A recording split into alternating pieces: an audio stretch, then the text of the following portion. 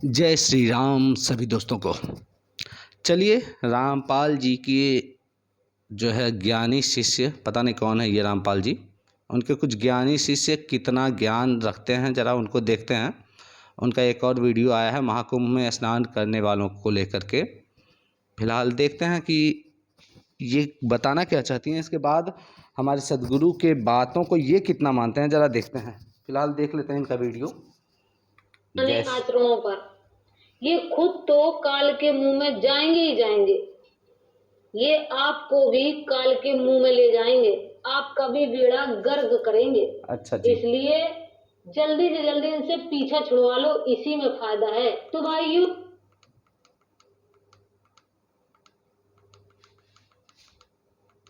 जरा इनके गुरु जी की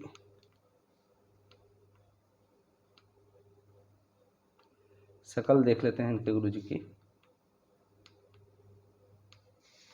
छोड़िए, कंटेंट पर आते हैं। छपा हुआ है, ये मूल बीजक है और बीजक कई हो सकते हैं, बीजक कहीं का भी छपा हो सकता है, उसकी भाषा टीका में अंतर हो सकता है, लेकिन मूल बीजक का एक ही होता है जी। तो हम मूल को ही पकड़ के चलेंगे। और मतलब नाम होता है, मैं सिरजू मतलब मैं बनाता हूँ, मैं मारूं, मैं ही बनाता हूँ, मैं ही मारता हूँ, मैं पीछे से देख लेते हैं इसको। और बीजक कई हो सकते हैं, बीजक कहीं का भी छपा हो सकता है, उसकी भाषा टीका में अंतर हो सकता है, लेकिन मूल बीजक का एक ही होता है जी जी बिल्कुल। तो हम मूल को ही पकड़ के चलेंगे। अब देखते हैं इनका ज्ञान। आओ, ये प्रश्न नंबर 48 है और रामायणी 22। हाँ। अब इस रामायणी को समझने के लिए इसकी प्रथम साखी लेनी पड़ेगी और इसकी आखिरी वाली लास्ट की साख। अच्छा, एक चीज़ तो है कि रामपाल जी के जो चेलों को ये तो ज्ञान हो गया कि किसी चीज़ को समझने के लिए उसके पहले और उसके बाद की लाइनों को पढ़ना पड़ता है। कारण कि अभी तक ये ना एक एक वर्ड को खोल के खाली पढ़ के बता देते थे। फिलहाल चलिए, अच्छी बात है, ज्ञान हो रहा है इनको। लेनी पड़ेगी तब इसको समझ पाएंगे कि इसमें है क्या। मैं सिरजू मैं मारूं, मैं जारूं मैं खाऊं, जल थल महिया रम रहा, मोह निरंजन नाम। नाव नाव मतलब नाम होता है। मैं सिरजू मतलब मैं बनाता हूँ, मैं मारूं, मैं ही बनाता हूँ, मैं ही मारता हूँ, मैं जारूं, जारूं अर्थात तपकशिला पर मैं जलाकर भूंजता हूँ, मैं खाऊं, फिर उनकी गंध निकलती है, उनको मैं खाता हूँ। जल में, थल में और महिया मतलब जल में और थल में और वायु में, सब जगह जितने भी जीव हैं सबके पीछे मैं मन रूप में सबके साथ रहता हूँ, सबके साथ रमता हूँ। मोह निरंजन। अच्छा, एक चीज़ है यहाँ पर, इनके गुरु जी को स्पेशल ज्ञान है, देख लीजिए। यहाँ कहीं भी ये नहीं निकली है कि गंध निकलता है मैं खाता हूँ। हाँ, लिखा है मैं ही खाता हूँ, चलो वो तो समझ में आ रहा है। गंध निकलती है उसको मैं खाता हूँ, ये रामपाल जी का विशेष ज्ञान है। और होगा कह नहीं, एक अलग ही टाइप के तत्वदर्शी है ना, जो कि एक अलग ही जगह आश्रम खोल करके बैठे हुए हैं। अभी सबको पता है कि वो उनका आश्रम अभी चल कहाँ रहा है। चलते हैं आगे, देखते हैं। बोलो देवी जी। नाम मेरा निरंजन नाम है, मैं निरंजन हूँ। यहाँ अर्थ में भी कह दिया, काल का एक कथन है। ये काल कह रहा है कि मैं निर्वाण करता हूँ, मैं ही मारता हूँ, मैं पकाता हूँ, मैं फिर खा जाता हूँ, और जल थल सब जगह मैं ही विद्यमान रहता हूँ, मेरा नाम निरंजन है। मणि भाई,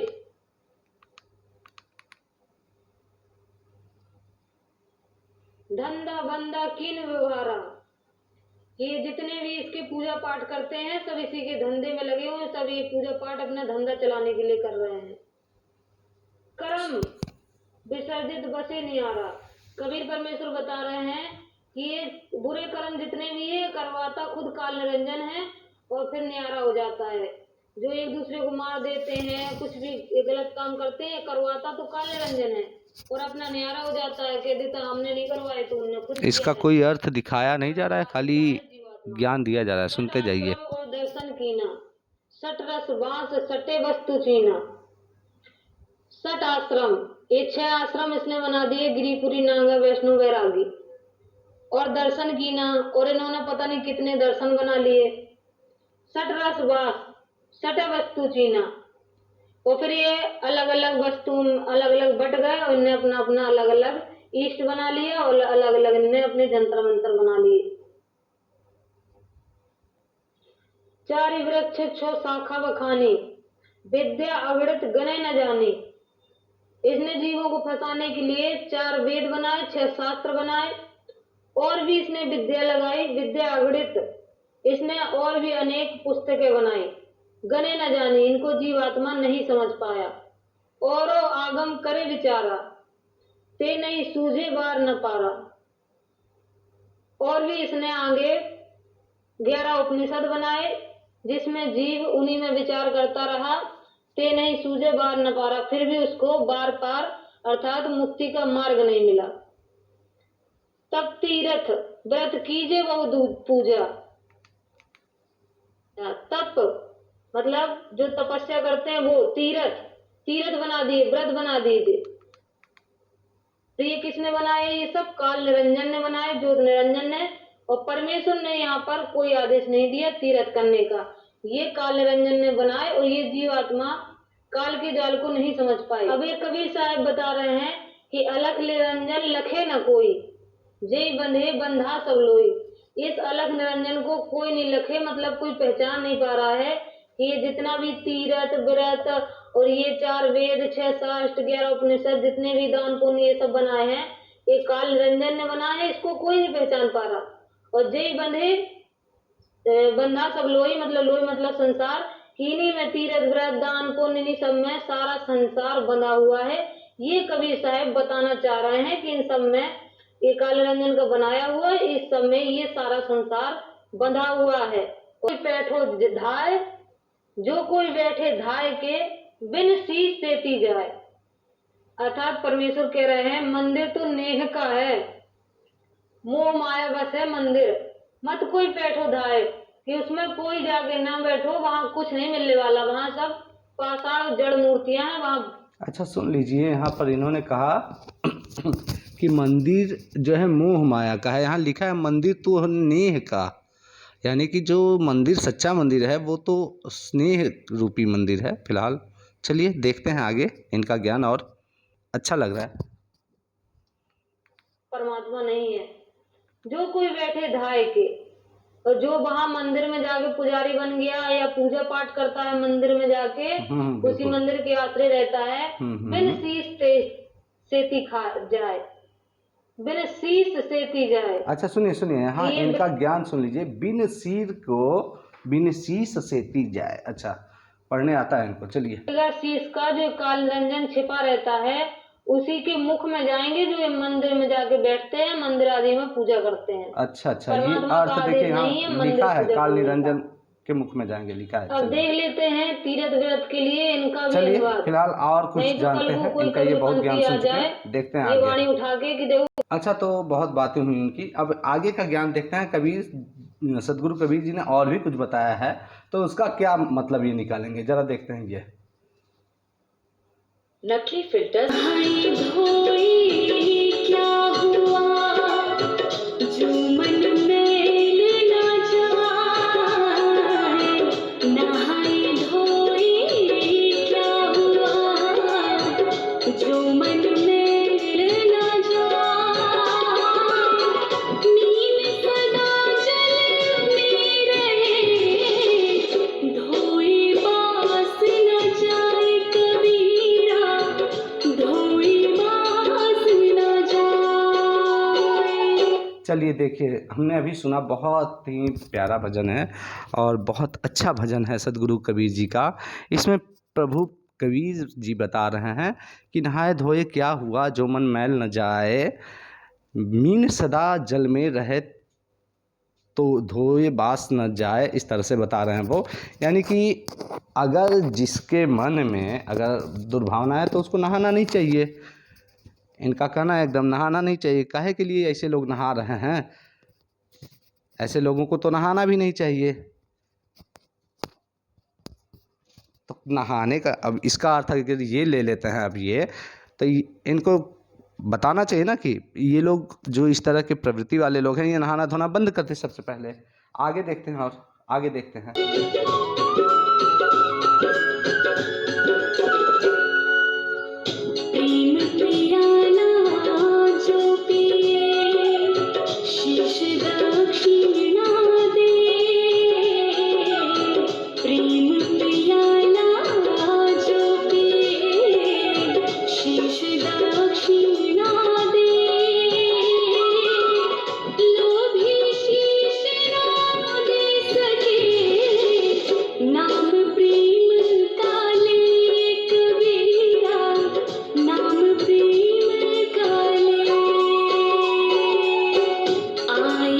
अच्छा, तो अभी हमने सुना कि प्रेम प्याला जो पिए शीश दक्षिणा दे, और अगर कोई शीश दक्षिणा नहीं दे सकता तो वो लोभी है।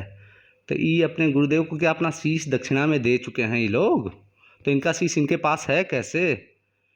अर्थ के अनर्थ करने वाले ज्ञानी लोग, आप बताओ, अर्थ का अनर्थ कर रहे हो। शीश दक्षिणा आपने दिया गुरुदेव को अपने, पहले शीश तो दक्षिणा दो। सदगुरु कबीर की बात तो सुनो, सदगुरु कबीर की बात सुन लिए ना।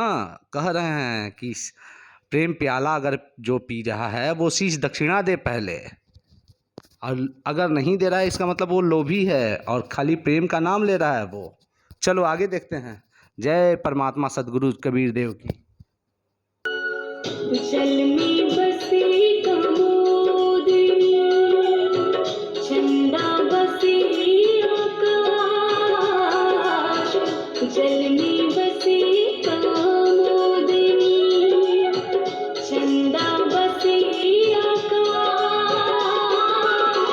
जो है जाको भावना, सोता ही के पास कबीरा, सोता ही के पास।